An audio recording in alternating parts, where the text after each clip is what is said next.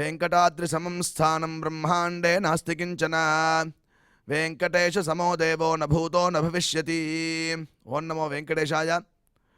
तिरुमला तिरुपति देवस्थानम श्री वेंकटेश्वरा भक्ति चैनल इணைந்து வழங்கும் ஸ்ரீமத் பகவத்கீதை பாராயணத்திற்கு அனைவரையும் வரவேற்கிறோம்.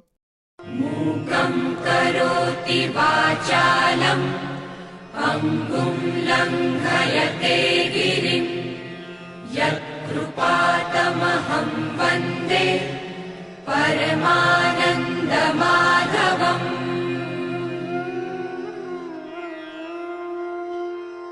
करारविन्देन पदारविन्दम् मुखारविन्दे विनिवेशयन्तम् वटस्य पत्रस्य पुटे शयानम् बालं मुकुन्दम् मनसा स्मरामि.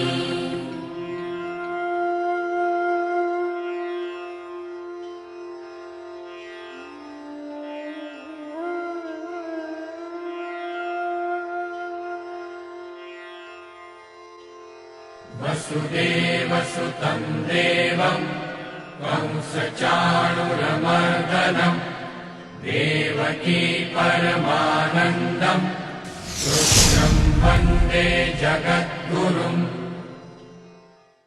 साक्षात् भगवाने भगवद्गीतयिल नाहं वेदैः न तपसा न दानेन न चेज्जया शक्य एवं विधो द्रष्टुं दृष्टवानसि मां यथा அப்படின்னு 11வது அத்தியாயத்தில் 53வது ஸ்லோகம். அதுக்கு அடுத்த ஸ்லோகம் பக்தியா த்வனன்யா சக்யா அஹமேவம் விதோர்ஜுன ஞாத்தும் திரஷ்டுஞ்ச தத்வேன பிரவேஷ்டுஞ்ச பரந்தபா அப்படின்னு பகவான் ஸ்வயம் தன் முகத்தினாலேயே தன்னை அடைய வேண்டிய மார்க்கத்தை காட்டுகிறார்.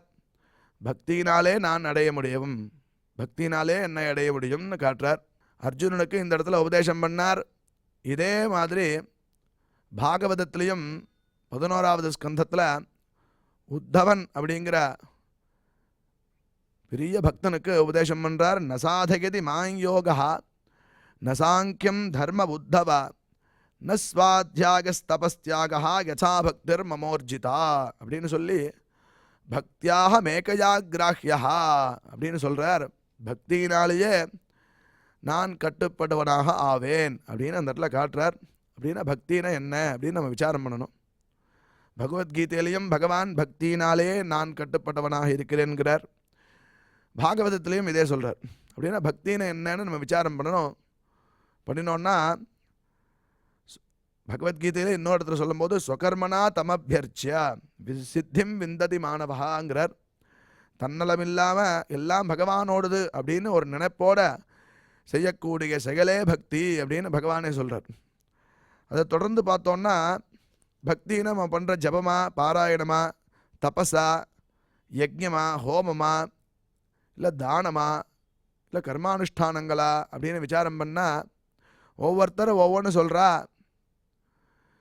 இந்த உத்தவனுக்கு உபதேசித்த பகவான் உத்தவனை போய் பார்க்க சொல்கிறார். நேராக கோபிகைகள்கிட்ட போய் பார்க்குறார். கோபிகைகளை பார்த்த உடனே பக்தின்னு இதுதான்ப்பா அப்படின்னு கோபிகைகள்லாம் பார்த்து தெரிஞ்சுக்கிறான் உத்தவன். அவள் என்ன செஞ்சா கோபிகைகள் அப்படின்னு பார்த்தோன்னா அவள் ஏதாவது பாராயணம் பண்ணாளா, இல்லை ஏதாவது தபஸ் பண்ணாளா, இல்லை யஜ்யங்கள் பண்ணாளா, இல்லை தானங்கள் பண்ணாளா அப்படின்னா அவள் அழுதா அப்படிங்கிறார். அழுதாளா அப்படின்னா அழுறதுக்கு காரணம் என்ன அப்படின்னா அந்த பற்று அப்படின்னு சொல்கிறார். பற்றுன்னு என்னென்னா பற்றுக்கு காரணமாக இருக்கக்கூடியது பிரேமை அப்படிங்கிற அன்புங்கிறது. இந்த பிரேமை அன்பு பற்று அப்படிங்கிறது நம்ம லௌக்கிகமாக பல இடத்துங்களில் வச்சுட்டுருக்கோம். பல இடத்துல பார்த்தோன்னா மக்கள்கிட்ட வச்சுட்டுருக்கோம், நம்மளுடைய வீட்டில் வச்சுட்டுருக்கோம், வாகனங்களில் வச்சுட்டுருக்கோம், நம்மளுடைய பதவியில் வச்சுட்டுருக்கோம், பணத்தை சம்பாதிக்கிறதுல ஒரு பற்று வச்சுட்டுருக்கோம், நம்மளுடைய சொத்து மேலே ஒரு பற்று வச்சுட்டுருக்கோம், நம்மளுடைய உத்தியோகத்தின் மேலே ஒரு பற்று வச்சுட்டுருக்கோம், பிஸ்னஸ் மேலே ஒரு பற்று வச்சுட்டுருக்கோம். அப்படின்னு பலவிதமான நம்ம வஸ்திரங்கள் மேலே இதை ரொம்ப விசேஷமாக பற்று வச்சுட்டு எடுத்து மடித்து வைக்கிறோம். பலவிதமான பற்றுகள் நம்ம பார்த்துட்டு இருக்கோம். நாட்டு மேலே வைக்கிறோம், நாட்டுப்பற்று, மொழி மேலே வைக்கிறோம், மொழிப்பற்று, அப்படின்னு பலவிதமான பற்றுகள் நம்ம பார்க்குறோம். பற்றுன்னா என்னன்னு புரியறது, ஆனால் பக்தின்னு என்னன்னு புரியலே அப்படின்னா, இந்த பற்று காரணம் பிரேமைன்னு பார்த்தோம். இந்த பற்றுங்கிறத ஒவ்வொரு இடத்துல வைக்கும்போது ஒவ்வொரு பேர் அடையிறது. உதாரணமாக நண்பன்கிட்ட ஒரு நண்பன் வைக்கிறது பேர் பிரேமைங்கும் போது அதுக்கு பேர் நட்பு அப்படிங்கிற பேர் வைக்கிறோம். ஒரு காதலன் காதலிகிட்ட வைக்கும்போது அது பேர் காதல்னு ஆறுது.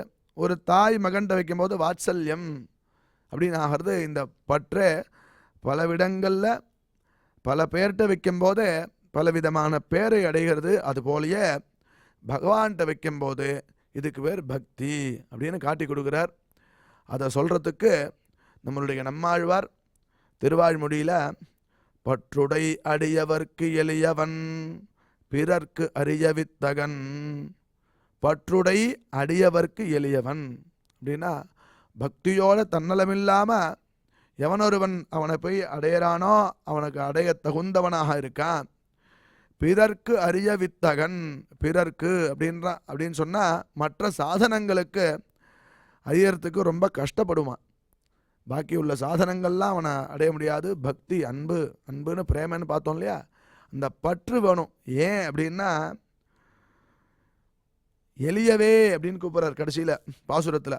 ரொம்ப சௌலபியமானவன் பகவான், அவனை அடையிறதுக்கு இதெல்லாம் வேண்டாம், அன்பு ரொம்ப முக்கியமாக தேவைப்படுறது. இதை சொல்லும்போது நம்மாழ்வார் பாதி சொல்லிட்டார், மதுரகவி ஆழ்வார் எழுதின்றிருக்கார். சொல்லின்னு இருக்கும்போதே மலர்மகள் விரும்புனம் அரும்பெருளடிகள் மத்தொரு கடைவெண்ணை கலவினில் உறைவிடையா புண்டு அப்படின்னு சொல்லும் போதே மூர்ச்சி ஆயிட்டாராம். அப்பேற்பட்ட பிரம்மாதி தேவதைகளுக்கே கிடைக்க முடியாத பரமாத்மாவானவன் யசோத அவள் மத்த உடைச்சப்புறம் அவனை தூக்கி கட்டுறா உரல்ல. நீ மத்த உடைச்சி வெண்ணெய் எடுத்து சாப்பிட்றான், அவனை தூக்கி கட்டுறா, இங்கே நில்லு அப்படின்னு சொல்லி மிரட்டுறா. மிரட்டினோடனே மிரண்டு போய் நின்னானா. அவள் எடுத்து கட்டுறாளாம். யசோதை கட்டுறதுக்கு காரணம் என்ன? இவனை கயிறு அறுக்க முடியாதா, இல்லை கட்டுப்படாமல் இருக்க முடியாதா? இருந்தாலும் கட்டுப்பட்டானா. அதுக்கு காரணம் என்னென்ன? பகவானுடைய வாத்சல்யம், பகவானுடைய சௌலபியம், யசோதையினுடைய வாத்சல்யம் அப்படின்னு காட்டி கொடுக்கறது சாஸ்திரம், நம்மளுடைய புராணங்கள்லாம். இப்படி சொன்னோடனே மதுரகவி ஆழ்வார் நம்மாழ்வார் மூர்ச்சி ஆகிட்டாராம். 6 மாதம் கழித்து ஏந்தாராம் பாக்கி சொல்கிறதுக்கு. அதுவரையும் அவருடைய சிஷ்யராகிய மதுரகவி ஆழ்வார் அதை வச்சுட்டு அப்படியே எப்போ வேணால் ஏந்திருப்பார். ஏஞ்சு சொல்லலாம். அதை எழுதுறதுக்கு திருப்பி ஏஞ்சாராம். ஏஞ்சு திருப்பி அவர் சொன்னப்புறம் திருப்பி எழுதினாராம். எந்திரம் உரலினோடு இணைந்து இருத்தேங்கிய எளியவே அப்படின்னு முடிக்கிறார். இவ்வளோ சௌலபியமான பரமாத்மாவே, நீ இவ்வளோ சௌலபியமாக இருக்க, பற்று யார்கிட்ட இருக்கோ அவன்கிட்ட தான். பற்றுன்னா இங்கே பிரேமன்னு பார்த்தோம், பக்தின்னு பார்த்தோம், அந்த அன்புன்னு பார்த்தோம். இந்த அன்பு யார்கிட்ட இருக்கோ அதுதான், அவனுக்கு தான் நான் அடங்குவேன், அவனுக்கு தான் நான் ஆட்படுவேன் அப்படின்னு பகவான் பகவத்கீதையிலையும் சொல்கிறான். அதே மாதிரி பாகவதத்திலையும் சொல்கிறான். அப்பேற்பட்ட பகவத்கீதை பாராயணம் நாம் செஞ்சுருக்கோம். இந்த பக்தி ஏற்படுறதுக்குத்தான் தேவஸ்தானமும் இதே மாதிரி பலவிதமான தொழில்நுட்பத்தை வச்சுண்டு பாராயணங்கள் இத்தியாதிகள்லாம் பிரகாசப்படுத்துகிறார். அதுக்கு முதல்ல நம்ம குரு பிரார்த்தனை மற்றும் சங்கல்பத்துடன் இன்றைய நிகழ்ச்சியை துவங்கலாம்.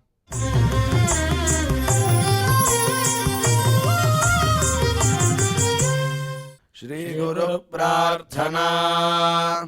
குரு பிரம்மா குருர் விஷ்ணுர் குருர்தேவோ மகேஸ்வரः குரு சாக்ஷாத் பரம் பிரம்ம தஸ்மை ஸ்ரீ குரவே நமः.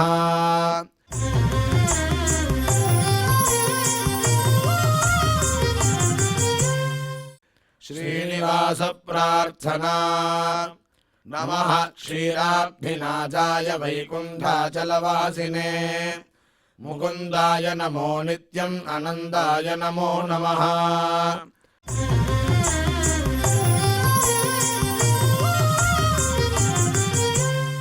अथ श्रीमद्भगवद्गीता पारायण संकल्पः.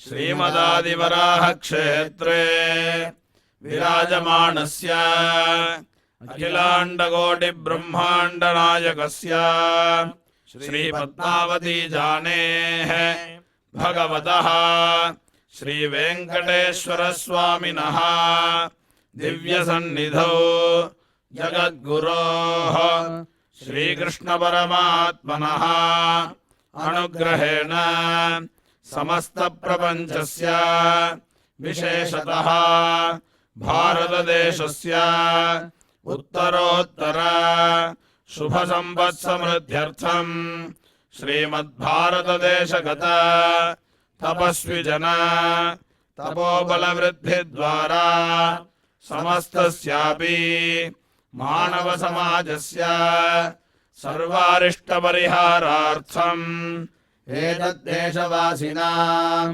सर्वेषां सज्जनानां योगक्षेमार्थम् राष्ट्रविरोधिनां निबर्हणद्वारा जनानां चित्तशान्ति चित्तस्थैर्य सन्तोषादि अभिवृद्ध्यर्थम् एतद्देशवासिनां परस्परविद्वेष परस्परनिन्दा परस्परहिंसादीनां निवृत्त्यर्थम् परस्परसौमनस्य सिद्ध्यर्थम् समस्तपापक्षयार्थम् श्रीमन्नारायणप्रीत्यर्थम् श्रीपरमेश्वरप्रीत्यर्थम् श्रीमद्भगवद्गीतायाः अखण्डपारायणम् करिष्यामहे।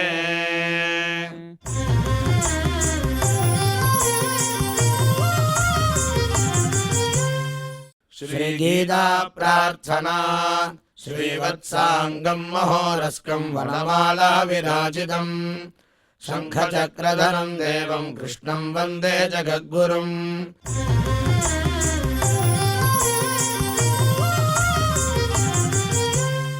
पार्थाय प्रतिबोधिताम् भगवता नारायणेन स्वयम् व्यासेन ग्रथिताम् पुराणमुनिना मध्ये महाभारतम् अद्वैतामृतवर्षिणीम् भगवतीम् अष्टादशाध्यायिनीम् अम्ब त्वामनुसन्ददामि भगवद्गीते भवद्वेषिणीम्।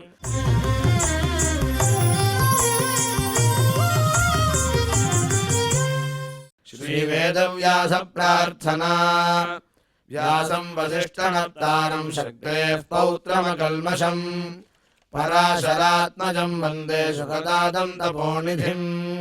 यत्र योगेश्वरः कृष्णो यत्र पार्थो धनुर्धरः तत्र श्रीर्विजयो भूतिर्ध्रुवाणि धर्मधर्ममा।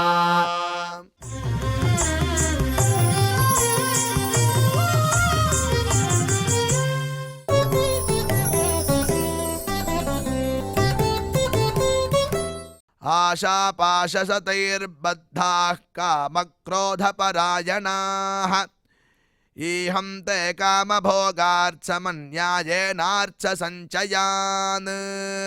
இப்பொழுது டாக்டர் திரு வு.வே. அனந்த பத்மநாபாச்சாரியார் சுவாமிகள் நமக்கு இந்த ஸ்லோகங்களின் அர்த்தங்களை விவரிப்பார். அதை மனதில் வாங்கிக் கொள்வோம்.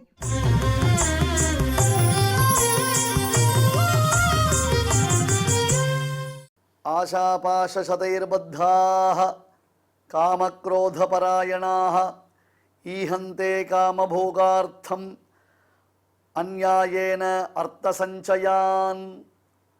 ஓம் நமோ பகவதே வெங்கடேஷாய. நிறைய விஷயங்கள் நாம் பார்த்துட்டே வரோம். அதாவது ஆசுர பிரகிருதிகள் எப்படி இருப்பா, தெய்வீ சம்பத் ஆசுரி சம்பத் என்பது இரண்டு விதமான பிரதான குணங்கள்.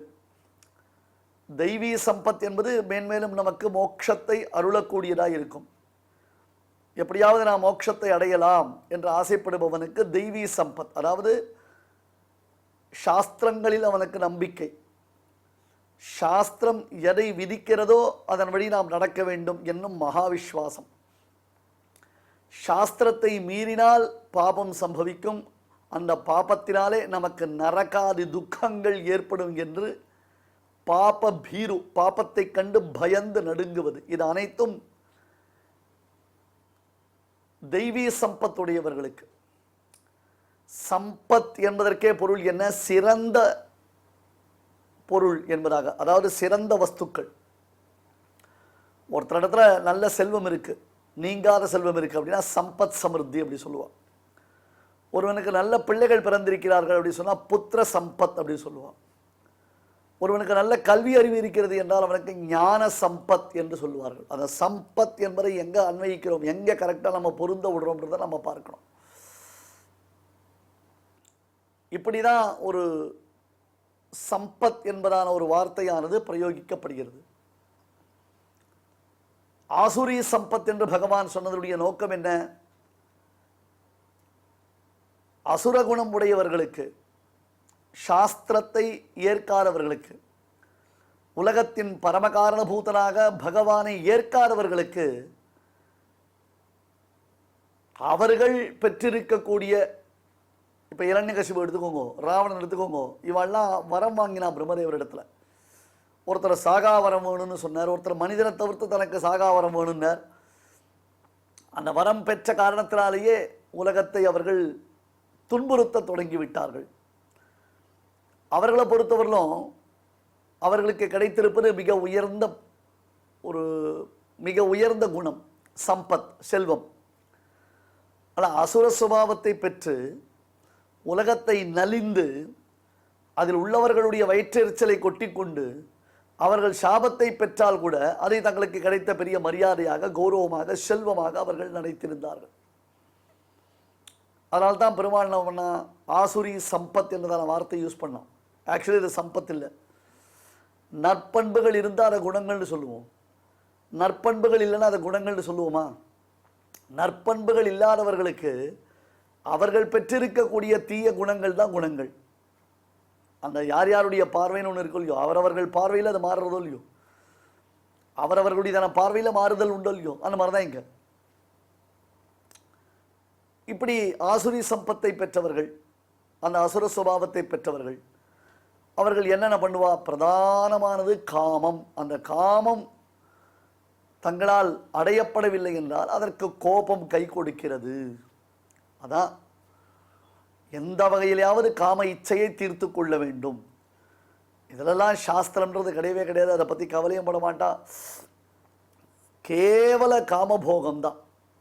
தங்களுடைய காம இச்சையை தனித்துக் கொள்வதற்கு எதையும் செய்வதற்கு தயங்காதவர்கள் என்று பொருள். கவலையே பட மாட்டான், எதை பற்றியும் கவலைப்பட மாட்டான். தங்களுக்கு என்ன நடந்தாலும் பரவாயில்ல அப்படின்ற மாதிரி வச்சுப்பாவா. ஏன்னா பாபம் தான் கிடையாது, புண்ணியம் தான் கிடையாது. அன்னைக்கு என்ஜாய் பண்ண வேண்டியது தானே. எத்தனை பேர் என்ஜாய் பண்ணா? அப்படி தான் பின்னாடி ஸ்லோகங்கள் வரப்போகுது. பல பெண்களிடத்தில் பலவிதமான போகங்களை அனுபவிக்க வேண்டும் என்பதற்காகவே பணம் சம்பாதிப்பவர்களும் உண்டு. கிருஷ்ணன் இப்படிலாம் சொல்கிறானே சுவாமினர், எல்லா காலத்திலும் இது உண்டு. அதனால்தான் பகவத்கீதைன்றது எல்லா காலங்களுக்கும் பொருந்தக்கூடிய உபதேசம் என்று பகவத்கீதைக்கு ஒரு தனிப்பெருமை. எல்லா காலங்களுக்கும் பொருந்தக்கூடிய உபதேசம் பகவத்கீதைன்றது. அதனால் அந்த பகவத்கீதையை நாம் தெரிஞ்சுட்டோம்னா நற்பண்புகளை நாம் வளர்த்து கொள்ள வேண்டும். பொறுமையாக இருக்கிறது, அமைதியாக இருக்கிறது கோழத்தனம் நாம் நினச்சிட்டு இருக்கோம். அடிக்கிறது, உதைக்கிறது, அருவாள் இருக்கிறது, கத்தி எடுத்து வெட்டுறது, இதெல்லாம் தான் வீரம் நாம் நினச்சிட்டு இருக்கோம். வீரம்ன்றது எதில் காண்பிக்கப்படுகிறதுன்னு சொன்னால் நம்முடையதான விவேகத்தில் காண்பிக்கப்படுகிறது. நாம் அடையும் வெற்றி, வாழ்க்கையை நாம் எப்படி சக்ஸஸ்ஃபுல்லாக லீட் பண்ணுறோம், இந்த பிறவியை நாம் எப்படி கரெக்டாக லீட் பண்ணுறோம், இந்த பிறவி முடிந்த பிறகு நாம் மோட்சத்திற்கு தேவையான காரியங்களை சரியான பாதையில் தான் செய்திருக்கிறோமா, அதெல்லாம் தான் இங்கே முக்கியமானது. அதெல்லாம் தான் இங்கே ரொம்ப ரொம்ப பிரதானமானது. ஆஷாபாஷதைர்பத்தாக காமக்ரோத பராயணாக ஈஹந்தே காமபோகார்த்தம் அங்கே அந்நியாயேன அர்த்த சஞ்சயான். நூற்றுக்கணக்கான ஆசைகளாகிற கயிறுகளினாலே அவர்கள் கட்டப்பட்டிருக்கிறார்கள். ஆஷாபாஷ சதைர்பத்தாக. பாஷம்னா கயிறுக்கு பேர். ஒரு கவி சொன்னால் ரொம்ப அழகான ஒரு ஸ்லோகம். ஆஷா நாம காச்சித்து ஆச்சரிய சிங்கலா யயாபத்தா பிரதாவந்தி முக்தாக திஷ்டந்தி பங்குவத்து அப்படின்னா. ஐயா, இந்த ஆசைன்றது இருக்க அது ஒரு விசித்திரமான செயின், சங்கிலி. ஆஷா நாம காச்சித்து ஆச்சரிய சிங்கலா. ஆசைன்றது ஒரு விசித்திரமான சங்கிலி. அது என்ன ஒரு விசித்திரம்? யயாபத்தா பிரதாவந்தி முக்தாக திஷ்டந்தி பங்குவது. அதை கட்டிருக்கான், அதில் போட்டு கட்டிருக்கான்னு வச்சுக்கோங்களேன். ஒருத்தருக்கு நிறைய ஆசை, நிறைய ஆசை. ஆசைனா சாதாரண ஆசையில் பேராசை. உலகத்தில் இருக்கிறது எல்லாத்தையும் தான் அனுபவிக்கணுன்றதான பேராசை அவனுக்கு. கரெக்டு தானே? அப்படி ஒருத்தருக்கு ஆசை உண்டா? நிறைய பேருக்கு அந்த மாதிரி ஆசை உண்டு. எதை பார்த்தாலும் வாங்கணும், எதை பார்த்தாலும் அனுபவிக்கணும், எதை பார்த்தாலும் தனக்கு தான் வேணும், தன்னை விட மற்றவாட்ட இருக்கக்கூடாது. அது வேற ஒன்று அடுத்த எண்ணம். ஒரு சங்கிலியில் ஒருத்தனை கட்டி வச்சுருக்கோம், ஒருத்தனுக்கு சங்கிலியால் கட்டி வச்சுருக்கோம். ஒருத்தனை கட்டி வச்சு தான் போக முடியுமா? நடக்க முடியுமா? நடக்க முடியுமா? ஒரே இடத்துல முடவன் மாதிரி உட்காந்துருப்பான். ஏன்னா கை காலெலாம் கட்டப்பட்டிருக்கு, சங்கிலியால் கட்டப்பட்டிருக்கு. முடவன் மாதிரி ஒரே இடத்துல உட்காந்துருப்பான்.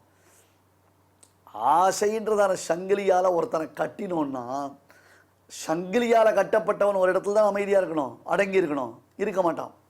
ஆசைன்ற சங்கிலியால் கட்டப்பட்டவன் தான் ஓடுறான், ஆடுறான், குதிக்கிறான், பாடுறான், இங்கே போகிறான், அங்கே போகிறான், இது வேணுன்றான், அது வேணுன்றான், அப்படி வேணுன்றான், இப்படி வேணுன்றான், இதே தான் அடையணும், அதை தான் அடையணும்னு நிற்காமல் சுற்றிட்டு இருக்கான். என்னய்யா இந்த மாதிரி விசித்திரமான சங்கிலி பார்த்ததே இல்லையே. ஆஷாநாம காச்சித்து ஆச்சரிய ஸ்ருங்கலா யயாபத்தா பிரதாவந்தி முக்தாக திஷ்டந்தி பங்கவது. ஆசை வினிர்முக்தர்கள், ஆசையிலிருந்து விடுபட்டவர்கள், ஆசைப்படாதவர்கள் கை கால் வழங்காத நொண்டியைப் போல, ஆசை என்னும் விலங்கிலிருந்து விடுபட்டவர்கள் கை கால் வழங்காத நொண்டியைப் போல ஒரே இடத்தில் அமைதியாக உட்கார்ந்து கொண்டிருக்கிறார்கள். ஆனால் ஆசை என்னும் கயிற்றினால் சங்கிலியால் கட்டப்பட்டவர்கள் ஓடுகிறார்கள். இதுதான் விசித்திரம், இதுதான் உலக இயற்கை. இப்படிதான் உலகம் இருக்கு. நூற்றுக்கணக்கான ஆசைகளான கயிறுகளாலே கட்டப்பட்டவர்கள் காமத்தையும் கோபத்தையும் தங்களுக்கு தக்க உறுதுணையாக்கி கொள்கிறார்கள். காமம் குரோதம் இது ரெண்டும் அவளுக்கு ரொம்ப சப்போர்ட் பண்ணுறது. அடுத்தது காதல் நுகர்ச்சி. ஒரு பெண்ணை ஆசைப்படுறோம், அந்த பெண்ணு இவ்வளோ பணம் சம்பாதிச்சதான் உனக்கு கல்யாணம் பண்ணி போயின்றது. எனக்கு என்ன 2 ஆடி கார் வச்சுக்கணும், ஆவணி கார் இல்லை ஆடி கார், அப்புறம் பென்ஸு கார் வச்சுக்கணும், அப்புறம் ஒரு 3 BHK ஒரு 4 அப்பார்ட்மெண்ட் உனக்கு இருக்கணும். இந்த மாதிரி சொத்து பத்து உனக்கு ப்ராப்பர்ட்டி இருந்தாலும் உனக்கு கல்யாணம் பண்ணி பேன்றது ஒரு பொண்ணு. அந்த பொண்ணுக்கிட்டே உனக்கு பிரியம். அந்த பொண்ணுக்கிட்டே இவன் எதை பார்த்து வாங்கிக்கிறான்? அந்த பெண்ணினுடைய அழகு. அந்த பெண்ணு குணவதி இல்லை. குணவதியாக இருந்தால் நீ பணத்தை சம்பாதிச்சாதான் உனக்கு கல்யாணம் பண்ணி பேர் சொல்லுமா? நீ ஆடிக்காரில் வந்தால் தான் உனக்கு கல்யாணம் பண்ணி பேர் சொல்லுமா? அப்பார்ட்மெண்ட் இருந்தால் உனக்கு கல்யாணம் பண்ணி பேர் சொல்லுமா? இங்கே பாருங்க சுவாமி, சாஸ்திரியமான காதல்ன்றது ஒன்று உண்டு, சந்தேகம் வேண்டாம். காதலை யாரும் எதிர்க்கலை.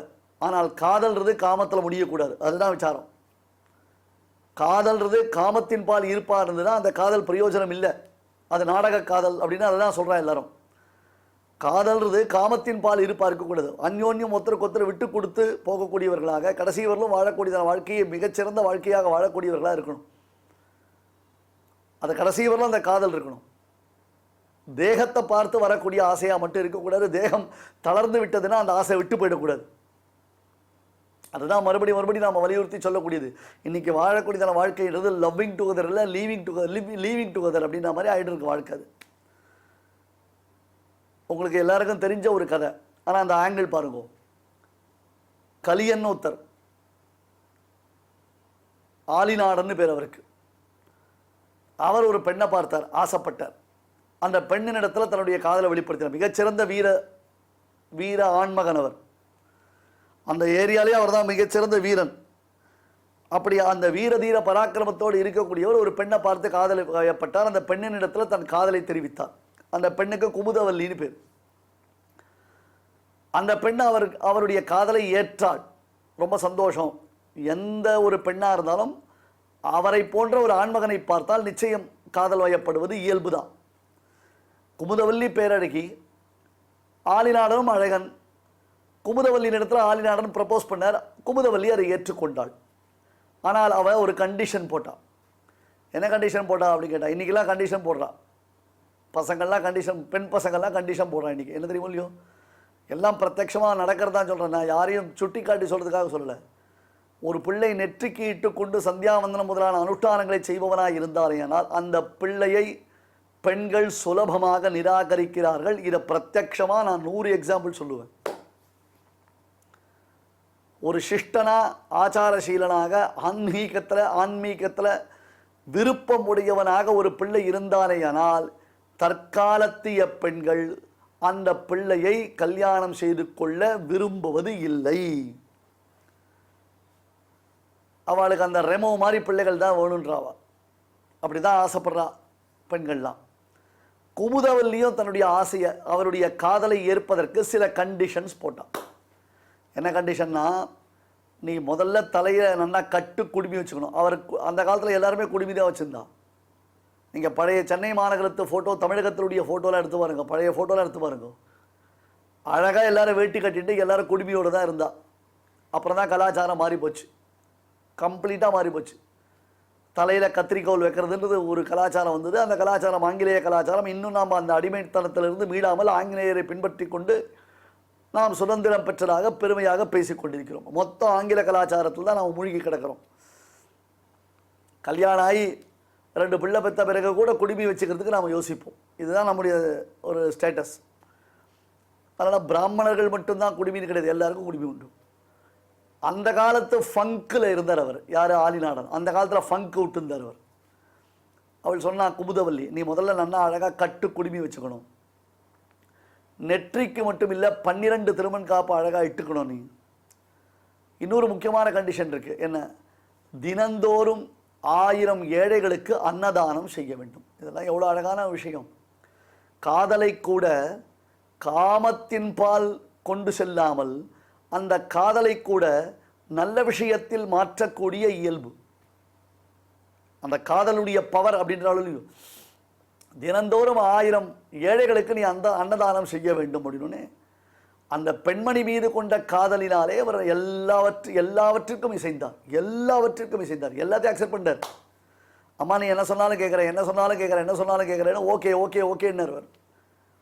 அப்போ தான் அன்னதானம் பண்ண ஆரம்பித்தார். அந்த அன்னதானத்திற்கு நிறைய தானியங்கள் தேவைப்பட்டது. இவர் ஒரு குறுநில மன்னர், ஆலிநாடன்றவர் குறுநில மன்னர். ராஜா ஒருத்தர் சோழராஜா இருந்தான். அந்த சோழராஜாவுக்கு மாதம் கப்பம் செலுத்த வேண்டும். தன்னுடைய ராஜ்யத்தில் விளையக்கூடியதான தானியங்களிலிருந்து ராஜாவிற்கு கப்பம் செலுத்த வேண்டும். இவர் தினந்தோறும் அன்னதானம் பண்ணிட்டு இருக்கிற காரணத்தினால கப்பத்தை சரியாக செலுத்த முடியவில்லை. ராஜாவுக்கு கொடுக்க வேண்டிய தானியங்களை சரியாக கொடுக்க முடியல. டாக்ஸ் இல்லை, சென்ட்ரல் கவர்மெண்ட்டில் டாக்ஸ் கேட்டானா ஸ்டேட் கவர்மெண்ட் அதுக்கு பதில் சொல்லணும்னு சொல்கிறாலும் இல்லையோ. நான் ஜென்ரலாக சொல்கிறேன், இதை பாலிடிக்ஸாக எடுத்துக்காதீங்க, ஜென்ரலாக சொல்கிறேன். இவர் ஒரு குறுநில மன்னர். அதனால் சோழராஜா கேட்டான், நீ என்ன பண்ணுறேன்னு. இந்த மாதிரி பாகவதாளுக்கு தரியாராதனை பண்ணிட்டு இருக்கேன்னா. அவரை கூப்பிட்டு ராஜா ஜெயிலில் போட்டான்.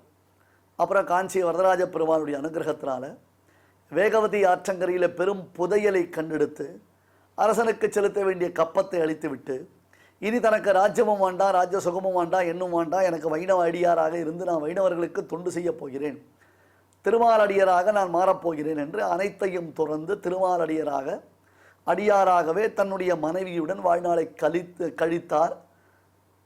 தன்னுடைய வாழ்நாளை இப்படி வைணவ தொண்டு புரிந்து கழித்தார். அவர் பெயர் தான் திருமங்கையாழ்வார் என்று பெயர்.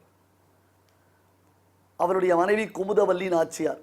இன்னைக்கும் திருவாலி திருநகரி என்று ஆழ்வாருடைய அவதார திருத்தலம். அங்கே போனீங்கன்னா ஆழ்வாரை ரொம்ப அழகாக சேவிக்கலாம். அப்படி அனைத்த வேலும் தொழுத கையும் என்று சுவாமி மணவாள மாமுனிகள் திருமங்கையாழ்வாருடைய திருமேனியை அழகாக வர்ணிக்கிறார். அனைத்த வேலும் தொழுத கையும்னு கையில் ஒரு வேல் வச்சுருப்பார். வையம் எல்லாம் மறை விளங்க வாழ்வேல் ஏந்தும் என்று சுவாமி தேசிகன் முதல்ல பாடினார். அந்த திருமந்திரத்தை, உயர்ந்த திருமந்திரத்தின் பொருளை பகவானிடமிருந்து உபதேசம் பெற்ற பாக்கியத்தை பெற்றவர் ஆழ்வார். பெருமாள் திருவடியில் அந்த வேலை சமர்ப்பித்தார். அவர் மூலமாகவே மந்திரங்கள் உபதேசிக்க பெற்றார். அத்தகைய ஆழ்வாருக்கு காதல் உண்டாயிற்று. அவருடைய காதலை, அவர் காதலை ஏற்றார். ஆனால் அந்த காதலை நல்வழியில் தன்னுடைய கணவனை அல்லது காதலனை நல்வழிப்படுத்துவதற்கு அந்த காதலை கை கொண்டாள். ஆசுர சுபாவம் உடையவர்களுடைய காதல், அந்த காதல் என்பது காமத்தின் வயப்பட்ட காதல். அந்த காதல் பணத்தை பின்னிட்டு வரக்கூடிய காதல். பணத்தின் மேலே பணத்தை சம்பாதிக்கணும், அந்த காதலியை சந்தோஷப்படுத்தணும்.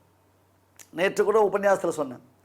ஒருத்தர் திருடினார், மாட்டினார். எதுக்குப்பா மாட்டினார்? என்னுடைய காதலி 50 லட்சம் ரூபாய் கொண்டு வந்தால் தான் காதலை ஏற்பேன்னு சொன்னான், அதனால் அவளை சந்தோஷப்படுத்துறதுக்காக நான் திருடினேன். அப்போ நியாயமான வழியில் சம்பாதிச்சோன்னா 50 லட்சத்தை ஜென்மால சம்பாதிக்க முடியாதுன்றதுனால அதீதமான காமத்தின் பால் உண்டான காதலை பூர்த்தி செய்து கொள்வதற்காக இவர் திருட ஆரம்பித்தார். கடைசியில் எல்லாருடைய வாழ்க்கையும் வேஸ்ட்டாக போச்சு.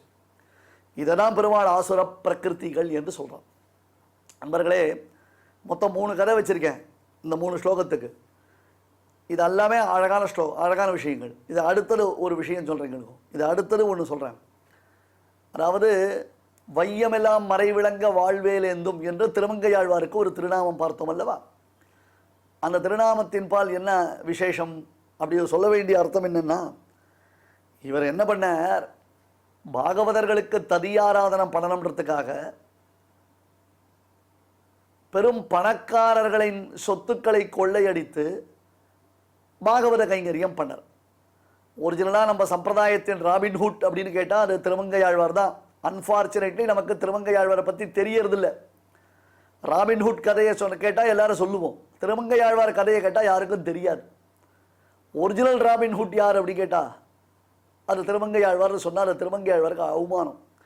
ராபின்ஹுட் யார் அப்படின்னு கேட்டால் திருமங்கையாழ்வார் போல அப்படின்னு சொன்னா தான் திருமங்கையாழ்வாருக்கு பெருமை. நாம் திருமங்கையாழ்வாரை மறந்துடுறோம், ராபின்ஹுட்டை தலையில் தூக்கி வச்சுருக்கோம்.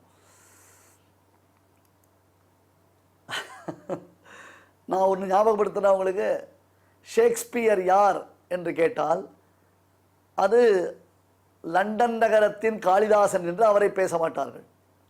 எங்கள் ஊரில் பெரிய கவி ஷேக்ஸ்பியர் அப்படின்னு சொல்லுவான். இந்தியாவில் காளிதாசன் யாருன்னு கேட்டால் காளிதாசன் இந்தியாவின் ஷேக்ஸ்பியர் அப்படின்னு நாம் சொல்லுவோம். இதான் நமக்கு பெருமை நினச்சிட்டு இருக்கோம். இதுதான் நமக்கு பெருமைன்னு நினச்சிட்டு இருக்கோம். எல்லாவற்றிற்கும் மேனாட்டு அறிஞர்கள் மட்டும்தான் அறிஞர்கள். அவர்களுடன் நம்முடைய அறிஞர் பெருமக்களை தொடர்புபடுத்தி பேசுவது தான் நமக்கு பெருமை என்று நினைத்திருக்கிறோம். ஆனால் மற்றவர்கள் தங்கள் அறிஞர் பெருமக்களை உயர்ந்த இடத்தில் வைத்து அவர்கள் பெருமையை பேசிக் கொண்டிருக்கிறார்கள்.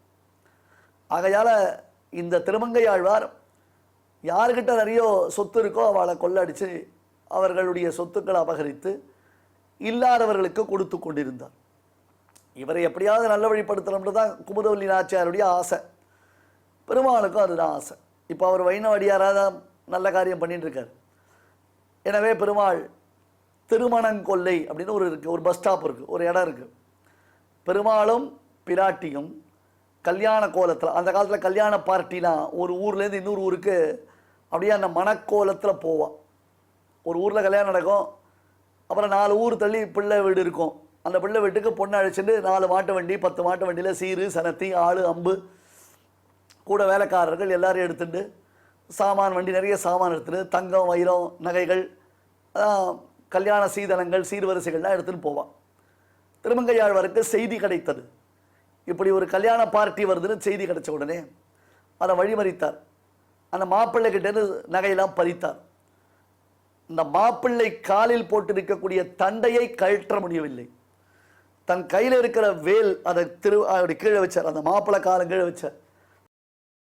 வச்சுட்டு குனிந்து பல்லால வாயால அந்த ஊக்க கடிச்சு அதை ரிலீஸ் பண்ண ட்ரை பண்ணார்.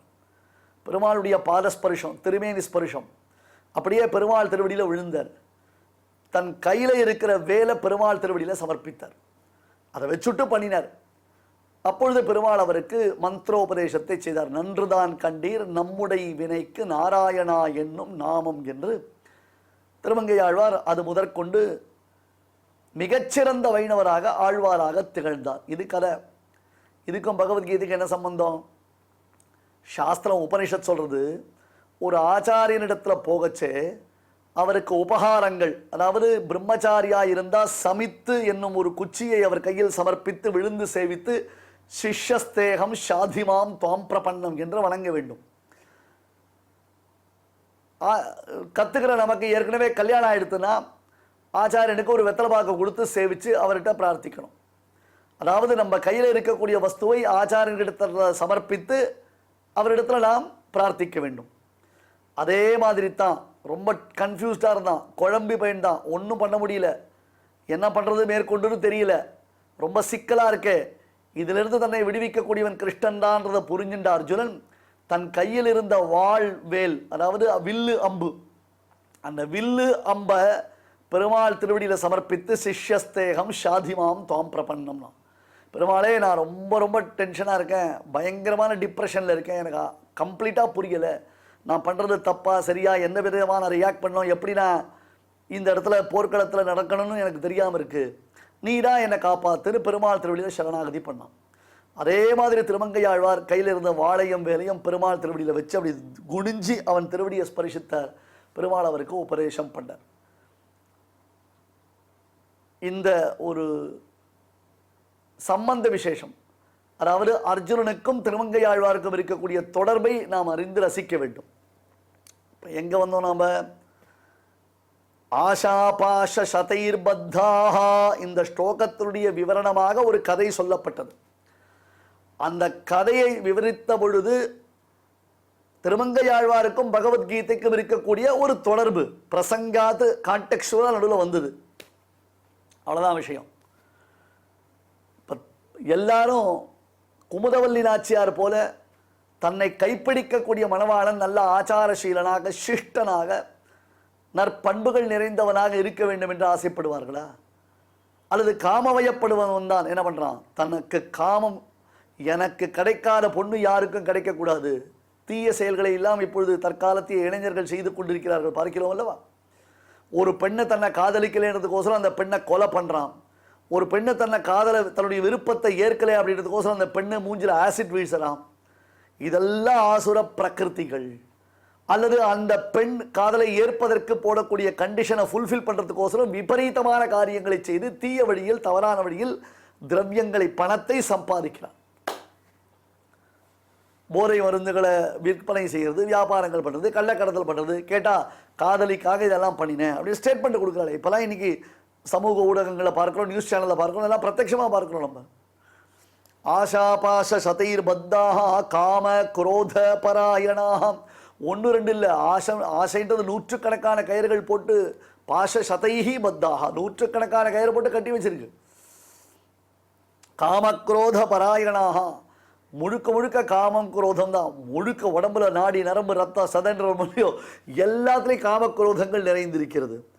ஈஹந்தே காமபோகார்த்தம் அந்நியாயேன அர்த்த சஞ்சயான், காதல் மூலமான இன்பங்களை நுகர்வதற்காக தவறான வழியில் இவர்கள் பொருளீட்டத் தொடங்குகிறார்கள். இது போல இன்னொரு கதையை நாளை உபன்யாசத்தில் சொல்ல போகிறேன். இதே மாதிரி இன்னொரு அழகான கதை. எல்லாம் நம்ம பூர்வர்கள் தான். இப்போ எதுக்காக அவர்களுடைய கதைகளை சொல்லுகிறோம்? அந்த மாதிரி மகான்களாக இருந்தவர்கள் கூட ஒரு காலத்தில் காம பரவசர்களாக இருந்திருக்கா. காமத்தினாலே பெரும் துக்கத்தை துயரத்தை அவர்கள் அடைந்திருக்கிறார்கள். ஏதோ சில சமயம் அவர்களுக்கு தெய்வ அனுகிரகம் இருந்ததினாலே அதிலிருந்து மீண்டு வந்தார்கள். இப்போ இவர்கள் தான் நமக்கு வழிகாட்டிகள், இவர்கள் தான் நமக்கு மென்டார்ஸ். இவா பெருமையை தான் நம்ம பேசணும். அதனால் ஒரு கயராக இருந்தால் கத்தியால் அறுத்துடலாம் சுவாமி.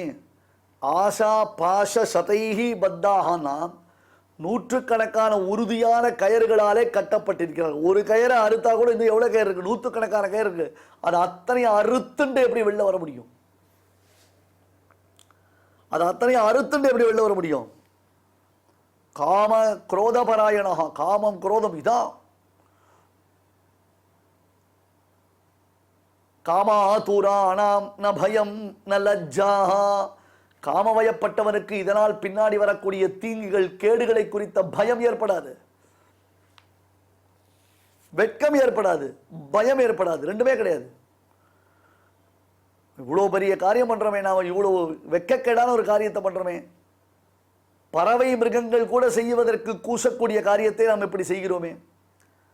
ஒரு பெண்ணை வன்புணர்வு செய்கிறோமே, இது எவ்வளவு பெரிய பாபம், இது எவ்வளவு பெரிய துரோகம். இது இந்த ஒரு க்ஷணம் நம்மாலே இந்த காமத்தை அடக்க முடியவில்லை அல்லவா என்பதாக அவர்கள் யோசிக்க மாட்டார்கள், கூசவும் மாட்டார்கள். காமக்ரோத பராயணாக, அவ இன்டென்ஷன் ஒன்னே ஒன்றுதான், காமம் அந்த சமயத்தில் பூரிக்க வேண்டும். எப்படியாவது அதற்கு ஒரு வடிகால் தேவை. நகுஷன் ஒரு ராஜா, தெரியாதா உங்களுக்கெல்லாம்? யமிந்திர மிகவே தேவாக பதே தஸ்ய ஞவீவிஷன் என்று சுவாமி தேசிகன் யாதவாபிரியத்தில் காண்பிக்கிறார். நகுஷன் ஒரு ராஜா. ஒரு சமயம் இந்திரன் இந்திர பதவியில் நீடிக்க முடியாத நிலை ஒன்று ஏற்பட்டது. தற்காலத்தில் பெரிய பதவியில் இருக்கிறவர்கள் பேரில் ஏதாவது வழக்குகள் வந்தது என்றால் அவர்கள் அந்த பதவியை துறக்க வேண்டும். அதுக்கப்புறம் அவர்கள் என்ன பண்ணணும்? தங்கள் பேரில் ஏற்பட்டதான பழி சுமத்தல் அல்லது குற்றம் என்பது தங்கள் மேலில் நிரூபிக்கப்படவில்லை, தாங்கள் சுத்தமானவர்கள் நிரூபித்தால் தான் மறுபடியும் அவர்கள் அந்த பதவிக்கு வர முடியும். அந்த மாதிரி இந்திரனுக்கு பிரம்மஹத்தின்னு ஒரு தோஷம் வந்துருது, அவனால் அந்த பதவியில் இருக்க முடியல. அப்பொழுது நகுஷ் என்ற அரசனை அந்த பதவியில் அமர்த்தி வைத்தார்கள். அவன் உட்காந்து ஒழுங்காக ராஜ்ய பரிபாலனை பண்ண வேண்டியதானே, இடைக்கால இந்திரனா இருக்க வேண்டியது தானே. கொஞ்ச நாள் இந்திரனா இருந்துட்டானா ஒரிஜினல் இந்திரன் வர போறான், வந்துட்டு முடிஞ்சு போயிட போகிறது. ஆனால் அந்த பதவியில் வந்து உட்கார்ந்தவனுக்கு என்ன தோணித்துன்னா, நாமளே இந்திராணி அனுபவிச்சா என்ன தப்பு, நாமளும் தானே இந்திரன். இப்போ அதனால் இந்திரன் மனைவியான இந்திராணியை நாம் அனுபவிச்சா என்ன தப்புன்னு இந்திராணியை அனுபவிக்க ஆசைப்பட்டான், அவளை புணர ஆசைப்பட்டான். ரொம்ப தப்பான ஆசை அது. இதனால் ரொம்ப கோபப்பட்ட சப்தரிஷிகள், குறிப்பாக அகஸ்திய மகரிஷி, அந்த நகுஷனை பாம்பா போயிடு அப்படின்னு அவனுக்கு சாபம் கொடுத்தார். இவர்கள் காமக்ரோத பராயணாக, பின்னாடி வரக்கூடிய பெரும் விபத்துக்கள், விபரீதங்கள், பெரும் பயத்தை அவர்கள் உணர்வதே இல்லை என்று சொல்லுகிறான். மேலே மேலே அடுத்தடுத்து பல கதைகள் இருக்குது, எல்லாம் லிவிங் எக்ஸாம்பிள். அதோடு இந்த ஸ்லோகத்தினுடைய அர்த்த விசேஷங்களை நாம் தொடர்ந்து பார்க்கலாம். ஸ்ரீமதே பகவதே பாஷ்யகாராய நமஹா. இப்பொழுது அடியான் சொல்றதை எல்லாரும் திருப்பி சொல்லுங்க. ஆஷாபாஷசதைர்பத்தாः ஆஷாபாஷசதைர்பத்தாः காமக்ரோதபராயணாः காமக்ரோதபராயணாः ஈஹந்தே காமபோகார்த்தம் ஈஹந்தே காமபோகார்த்தம் அந்நியாயேனார்ச்சசஞ்சயான் அந்நியாயேனார்த்தசஞ்சயான். இப்பொழுது நாம் அனைவரும் சேர்ந்து பாராயணம் செய்யலாம். ஆஷாபாஷசதைர்பத்தாः காமக்ரோதபராயணாः ஈஹந்தே காமபோகார்த்தம் அந்நியாயேனார்த்தசஞ்சயான். தெய்வத்தை ஆராதிக்கும் உன்னதமான வழிகளில் முதன்மையானது நாம சங்கீர்த்தனமே. அதை பற்றி சாஸ்திரம் சொல்லும் பொழுது, கிருஷ்ணானுஸ்மரணாதேவ பாபசங்காத பஞ்சரம் ஷததா பேதமாயாதி கிரிர் வஜ்ரஹதோ யதா என்ற ஸ்லோகத்து அழகாக விவரிக்கிறது. கிருஷ்ணானுஸ்மரணாதேவா, கிருஷ்ணனை ஸ்மரித்த மாத்திரத்திலேயே பாபசங்காத பஞ்சரம், பாப கூட்டம் என்ற ஒரு பெரிய கூண்டு இருக்கு, அந்த கூண்டை உடைச்சி எடுக்கணும். உடைச்சி எடுக்கணும்னு எதனால் உடைக்கணும்னா, ஷததா பேதமாயாதி, 100கணக்காக உடைக்கிறாரா. எப்படி, யார் அப்படின்னு கேட்டோன்னே, கிரிர் வஜ்ரஹதோ யசா, பெரிய பெரிய மழைகள்லாம் இந்திரன் வஜ்ராயுதத்தினால அடித்தா எப்படி உடஞ்சுதோ, பழைய நாளில் மறைகளுக்கெல்லாம் ரெக்கை இருந்துதான், அதெல்லாம் ரெக்கைகள்லாம் சித்வா பண்ணினானா. அதனால தான் மெயினாக பருவம் சமுத்திரத்தில் போய் ஒழிஞ்சுண்டுதான். அது ராமாயண கதை நம்மளுக்கு தெரியும். அதுபோல் வஜ்ராயுதத்தை வச்சுண்டு மலைகள்லாம் ரெக்கைகள்லாம் வெட்டினானா. அப்போது பல துண்டாக உடஞ்சுதான் மலைகள்லாம். அது எப்படி உடஞ்சுதோ அதுபோல் பாப்ப சங்காதமானது, பாப்ப கூட்டமானது கிருஷ்ணனை ஸ்மரித்த மாத்திரத்திலேயே ஓடிடும் அப்படின்னு சொல்லப்படுறது. அப்பேற்பட்ட கிருஷ்ணானுஸ்மரணமாகிய நாம சங்கீர்த்தனத்தை இப்போ நாம் அனைவரும் கேட்டு மகிழ்வோம். ಮನಶುದ್ಧಿಯಿಲ್ಲದವಗೆ ಮಂತ್ರದ ಫಲವೇಣು, ಮನಶುದ್ಧಿಯಿಲ್ಲದವಗೆ ಮಂತ್ರದ ಫಲವೇಣು, ತನು ಶುದ್ಧಿಯಿಲ್ಲದವಗೆ ತೀರ್ಥದ ಫಲವೇಣು,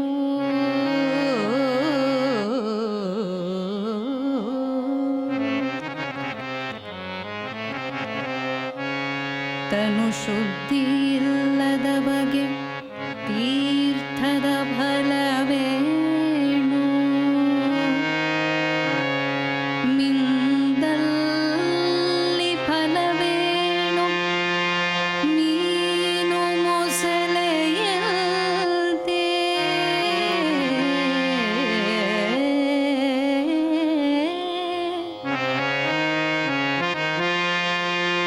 ಮಿಂದಲ್ಲಿ ಫಲವೇಣು, ಮೀನು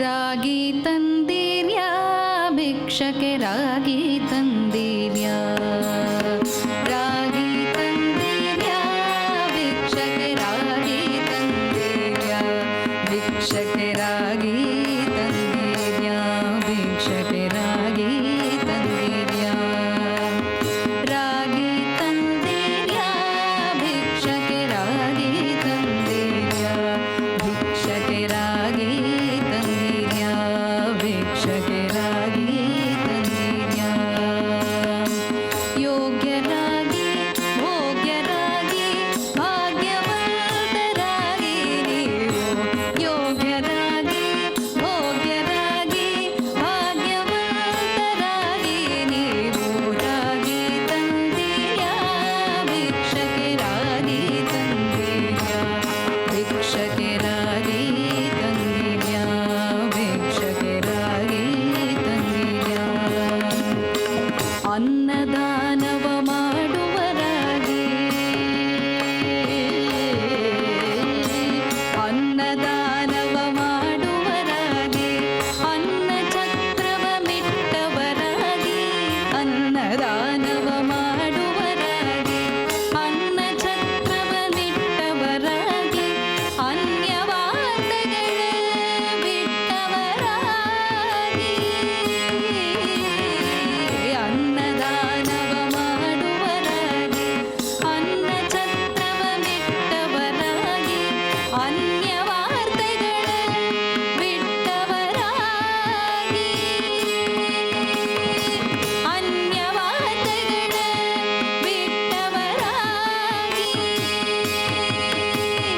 ಅನುದಿನ ಭಜನೆಯ ಮಾಡುವರಾಗಿ ರಾಗಿ ತಂದಿರ್ಯಾ ಭಿಕ್ಷಕೆ ರಾಗಿ ತಂದಿರ್ಯಾ ಭಿಕ್ಷಕೆ ರಾಗಿ ತಂದಿರ್ಯಾ ಭಿಕ್ಷಕೆ ರಾಗಿ ತಂದಿರ್ಯಾ ಯೋಗ್ಯರಾಗಿ ಭೋಗ್ಯರಾಗಿ ಭಾಗ್ಯವಂತರಾಗಿ ನೀವು ಯೋಗ್ಯರಾಗಿ ಭೋಗ್ಯರಾಗಿ ಭಾಗ್ಯವಂತರಾಗಿ ನೀವು ರಾಗಿ ತಂದಿರ್ಯಾ ಭಿಕ್ಷಕೆ ರಾಗಿ ತಂದಿರ್ಯಾ ಭಿಕ್ಷಕೆ ರಾಗಿ ತಂದಿರ್ಯಾ ಭಿಕ್ಷಕೆ ರಾಗಿ ತಂದಿರ್ಯಾ ಭಿಕ್ಷಕೆ ರಾಗಿ ತಂದಿರ್ಯಾ ಭಿಕ್ಷಕೆ ರಾಗಿ ತಂದಿರ್ಯಾ ಭಿಕ್ಷಕೆ ರಾಗಿ ತಂದಿರ್ಯಾ ಭಿಕ್ಷಕೆ ರಾಗಿ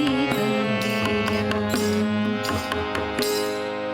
இந்த நிகழ்ச்சியில் இதுவரை நாம் பாராயணம் செய்த ஸ்லோகங்களில் ஏதேனும் அக்ஷரதோஷம் ஏற்பட்டிருந்தால் அதை நிவர்த்திக்கும் பொருட்டு பகவானிடம் க்ஷமா பிரார்த்தனை செய்வோம்.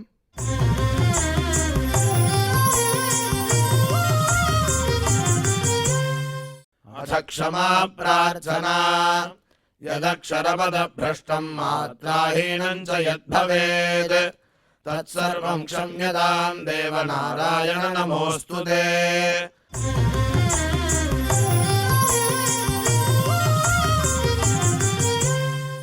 अथ भगवत्समर्पणम् कायेन वाचा मनसेन्द्रियैर्वा बुद्ध्यात्मना वा प्रकृते स्वभावात् करोमि यद्यत् सकलं परस्मै नारायणायेति समर्पयामि।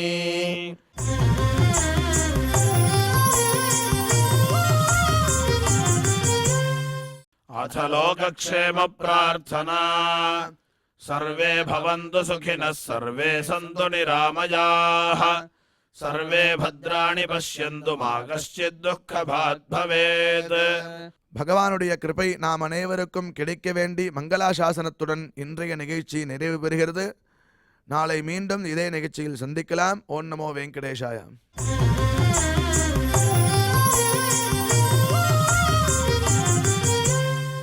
अथ मङ्गलम् श्रियः कान्ताय कल्याणनिधये निधयेऽर्थिनाम् श्रीवेङ्कटनिवासाय श्रीनिवासाय मङ्गलम्।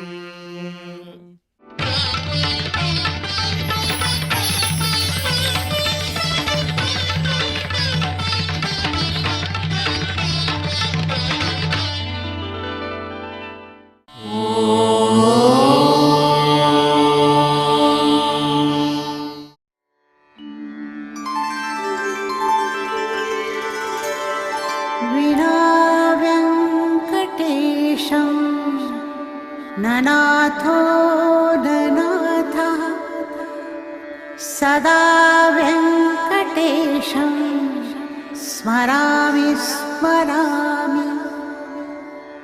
हरे व्यङ्कटेश प्रसीद प्रसीद।